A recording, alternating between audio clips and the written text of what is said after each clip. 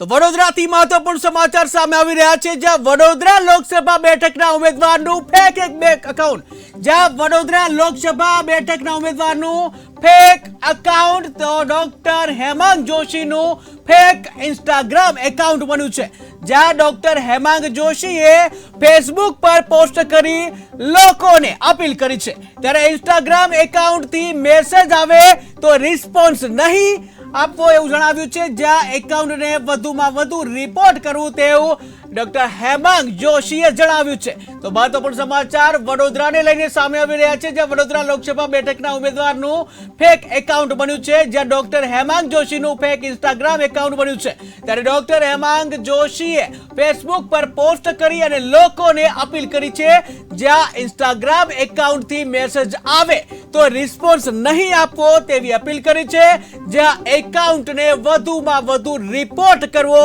તેવું ઉમેદવાર ડોક્ટર હેમાંગ જોશીએ જણાવ્યું।